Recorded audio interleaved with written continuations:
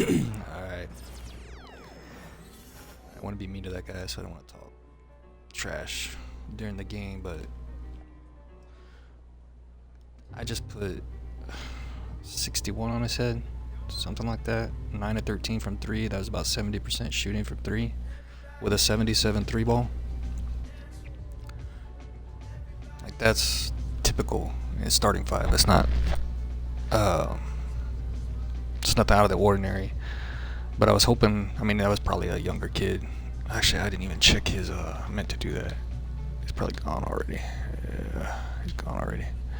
I meant to check his build. But one of the problems was, if you notice, I wasn't really guarding him on the outside because he didn't know how to shoot. He was, I mean, one, he was button shooting, which that's fine. Some people button shoot just fine. But he was button shooting on either low risk, normal, or real player percentage, and I could tell because he made a couple of whites. So he probably shot, I don't know, 40% from the 3-point line. But then his second problem was he didn't make his build dominant in the paint. So he could have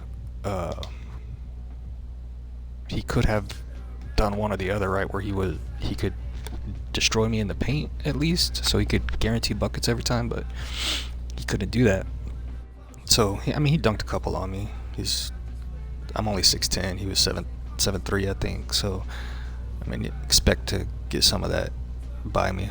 But he didn't have his post control high enough. I don't even have high post control on this build.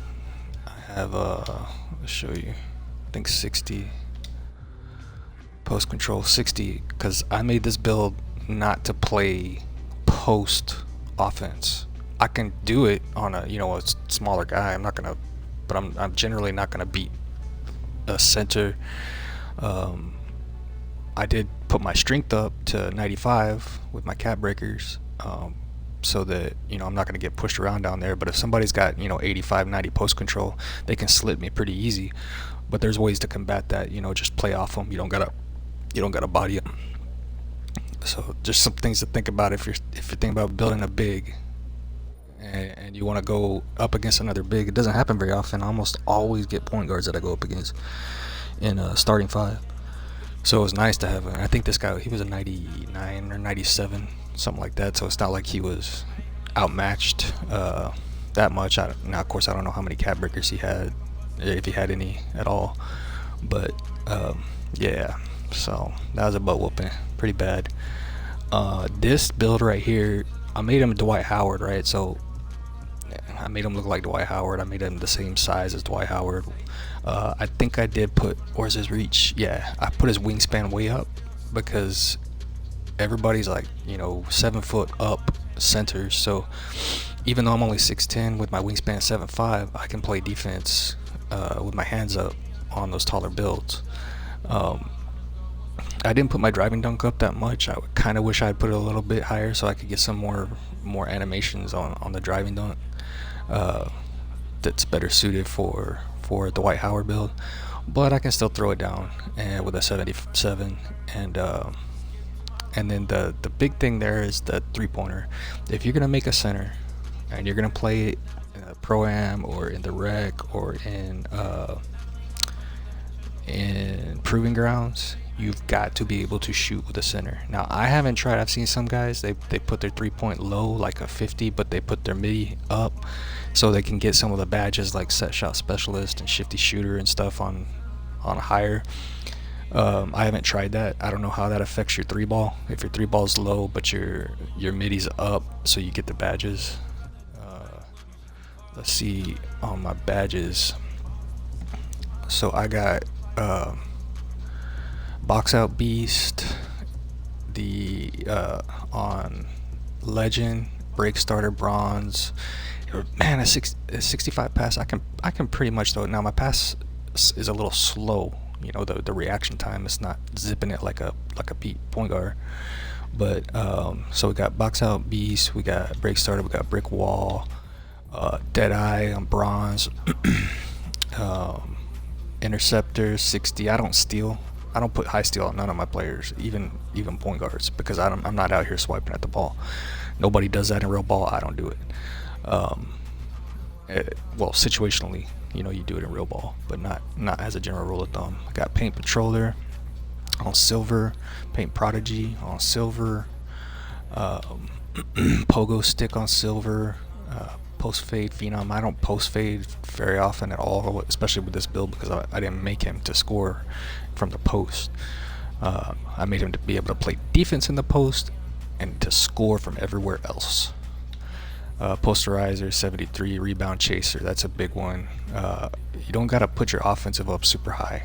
If you're making a build that can shoot, you're not gonna be in the paint.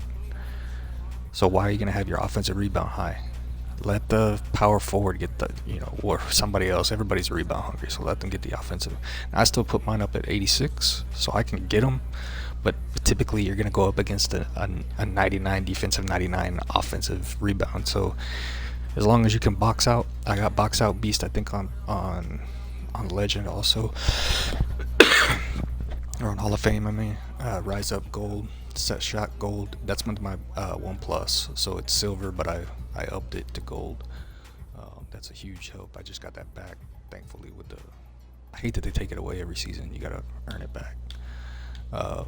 Then tier 2, we got aerial wizard, so we can get away with some decent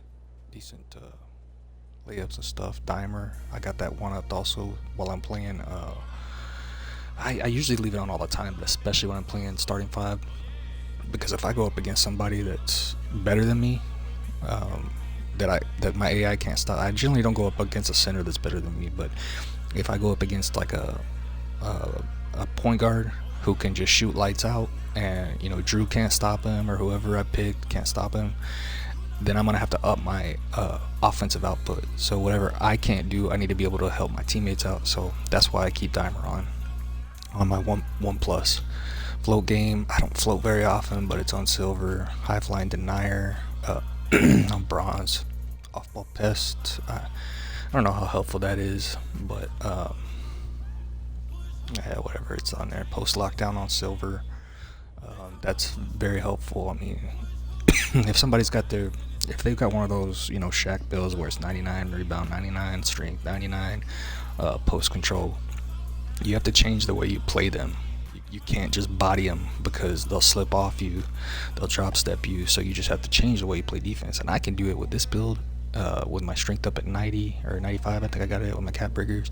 I can do it with my power 4 build. He's 6'10". He's got like a 60 post control also, maybe a little higher on him. I think I may have put his post control higher. But I can play against those 99s if I alter the way I play defense on them.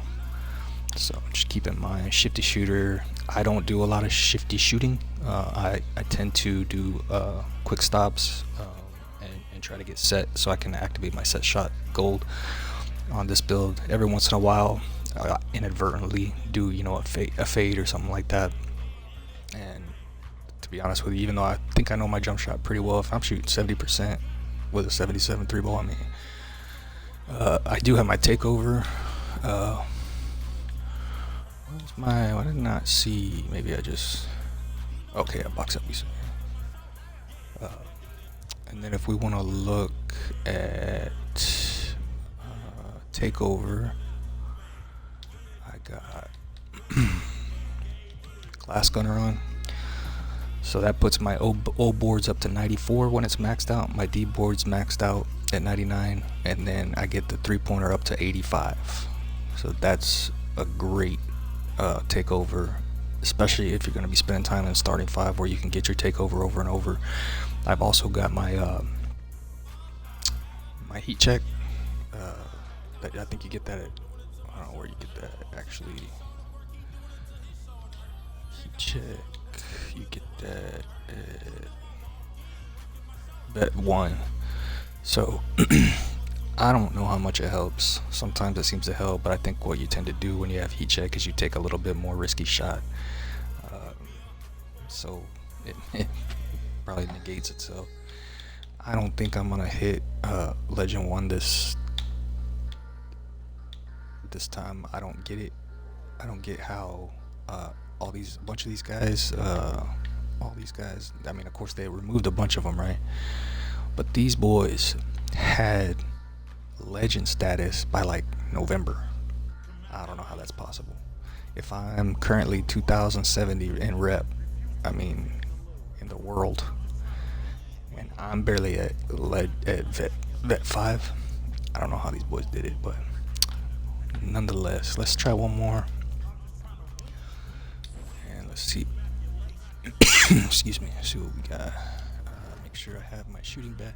So on starting five, the only one I get consistently skill boost is my jump shots. I always have jump shots, no matter where I'm playing. If I'm playing in the rec, I do everything but steals. I never buy steals. Like I said, I don't swipe at the ball hardly ever, unless I'm just messing around.